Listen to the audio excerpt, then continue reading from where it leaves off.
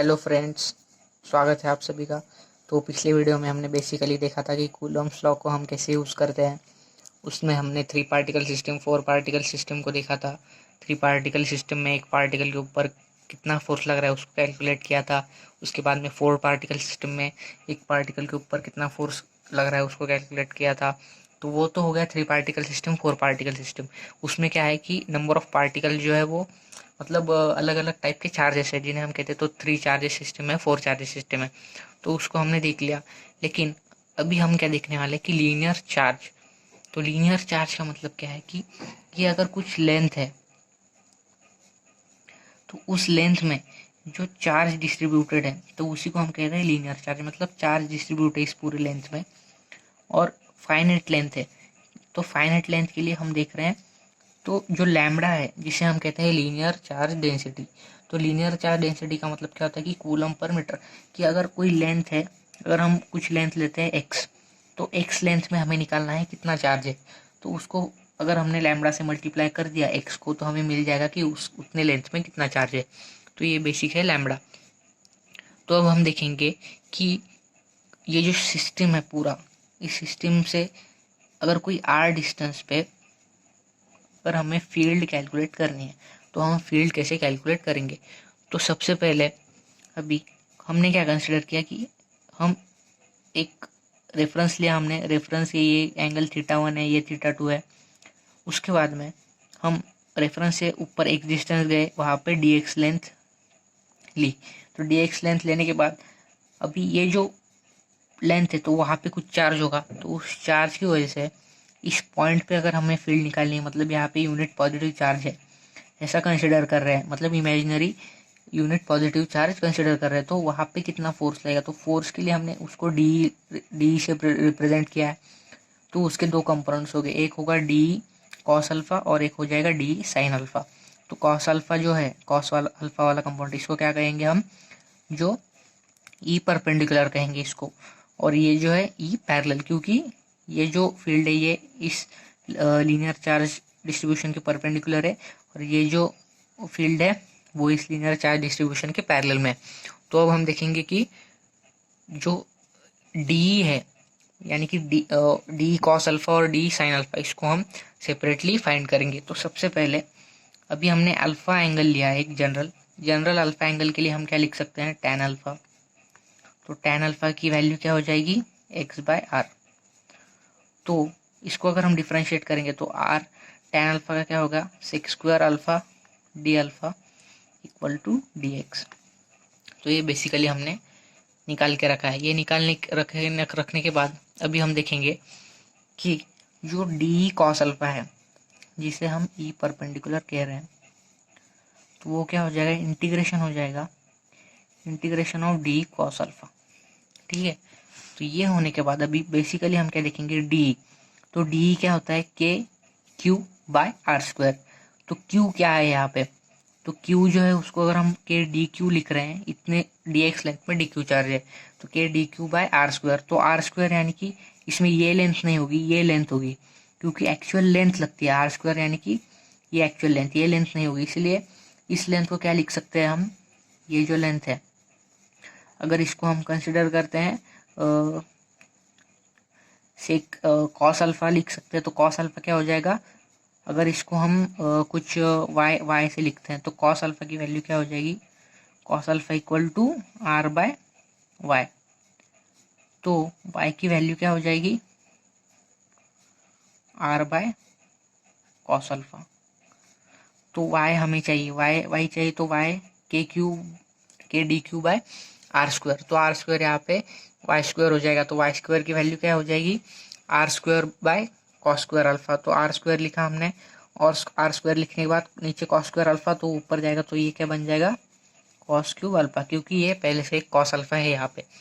उसके बाद के डी क्यू का क्या लिख सकते हैं हम, मैंने बताया था अभी कि एक्स लेंथ में अगर कितना चार्ज है वो निकालने के लिए उसको लैम्बडा से मल्टीप्लाई करेंगे। तो डी एक्स लेंथ में कितना है चार्ज, उसको निकालने के लिए क्या करेंगे, lambda into d x upon r square into cos cube alpha.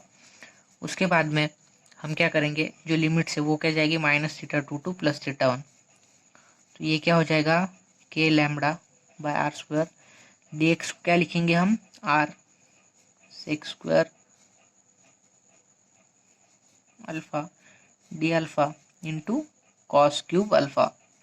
ठीक है, इसके बाद हम क्या करेंगे कि जो के लैम्बडा बाय आर है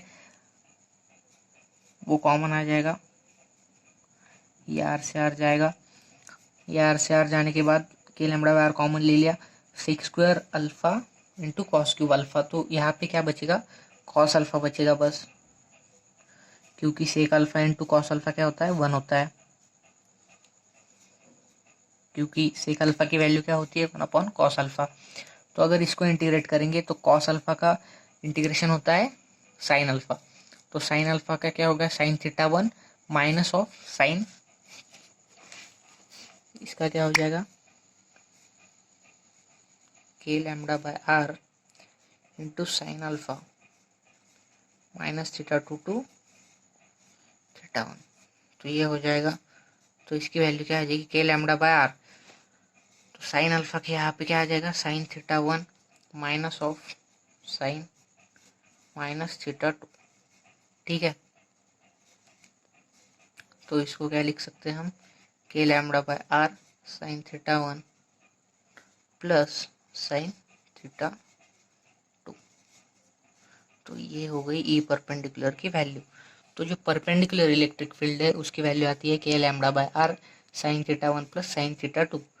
तो ये बेसिकली हमने निकाल लिया कि जो परपेंडिकुलर इलेक्ट्रिक फील्ड है उसको कैसे निकालते हैं वो हमने देख लिया। तो ये तो बेसिकली हमने अभी परपेंडिकुलर निकाल लिया, तो अभी वैसे ही हम निकालेंगे ई पैरेलल। तो ई पैरेलल को निकालेंगे तो ई पैरेलल क्या हो जाएगा, डी साइन अल्फा का इंटीग्रेशन,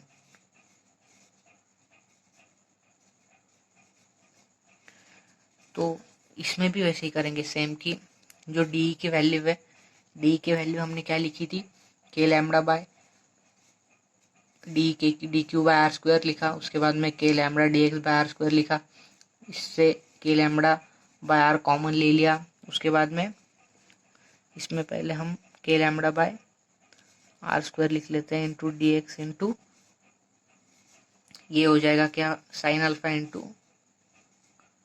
कॉस स्क्वायर अल्फा। और इसके बाद में अगर हम डी एक्स की जगह सब्स्टिट्यूट करेंगे r sec square alpha d alpha, तो ये क्या बन जाएगा, k lambda by r common आ जाएगा एक बाहर, और अंदर क्या बचेगा, minus theta 2 to plus theta 1। जो साइन अल्फा है वो वैसे का वैसे ही रहेगा, डी एक्स की जगह हमने डाला r sec square alpha d alpha, तो आर से आर तो पहले गया, आर से आर पहले गया, उसके बाद में sec square alpha into cos square alpha 1 हो जाएगा और डी अल्फा। तो जो के लैम्बडा बाय आर आएगी, और साइन अल्फा का जो इंटीग्रेशन होता है वो माइनस ऑफ कॉस अल्फा होता है, तो इसकी लिमिट आएगी माइनस थीटा 2 टू थीटा 1। तो इसको देखेंगे तो minus k lambda by are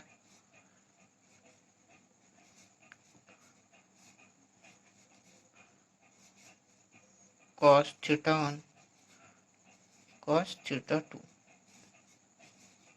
तो ये बेसिकली वैल्यू आ जाती है k lambda by r cos theta 1 minus cos theta 2।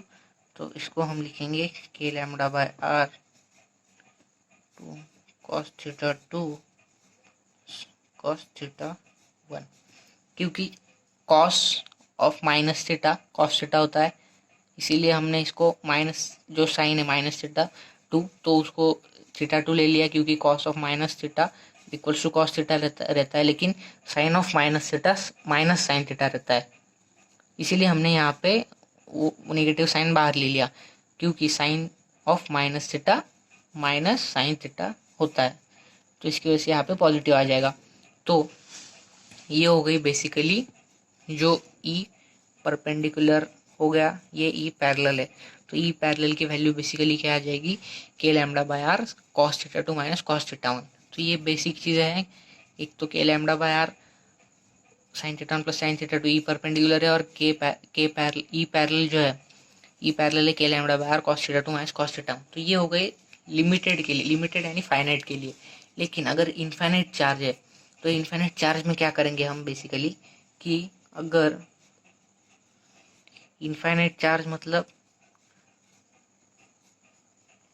Length infinite है, तो लेंथ इनफाइनाइट है तो अगर कोई भी पॉइंट पे देख रहे हैं तो ये जो एंगल हो जाएगा, तो ऐसे करते करते इनफाइनाइट है तो ये एंगल जो है थीटा 1 थीटा टू क्या हो जाएंगे 90 डिग्री हो जाएंगे। तो थीटा 1 और थीटा 2 90 डिग्री जब हो जाएंगे तब तो उस समय जो ई पैरेलल की वैल्यू आ जाएगी वो आ जाएगी k lambda by r cos theta two 90 है, थीटा 1 भी 90, कॉस 90 की वैल्यू 0 होती है, तो इंटू क्या आ जाएगा 0 आ जाएगा, तो ई पैरेलल की वैल्यू क्या आ जाएगी 0।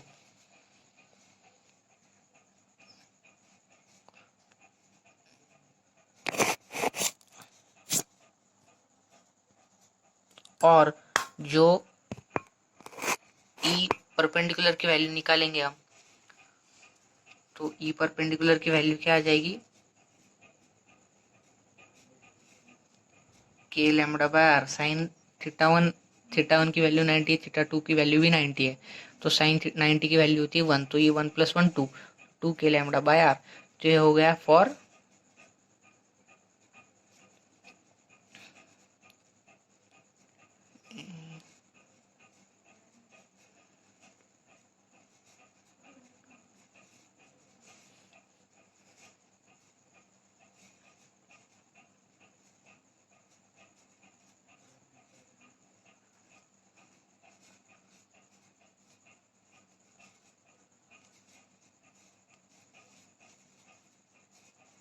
तो ये हो गया फॉर इनफाइनाइट चार्ज, तो ये हो गया फॉर इनफाइनाइट चार्ज और लेंथ। तो ये हो गई ई परपेंडिकुलर की वैल्यू और ये हो गई ई पैरेलल की। तो इनफाइनाइट चार्ज या फिर इनफाइनाइट लेंथ का अगर है वायर, तो वायर या फिर डिस्ट्रीब्यूशन, तो उसमें जो पैरेलल इलेक्ट्रिक फील्ड है वो नहीं होगी, यानी कि जो ये कंपोनेंट है ये कंपोनेंट नहीं होगा, ये कंपोनेंट 0 हो जाएगा, बस परपेंडिकुलर कंपोनेंट ही वही रहेगा। तो अगर आपको ये वीडियो अच्छा लगा होगा तो लाइक कीजिए और सब्सक्राइब कीजिए। Thank you.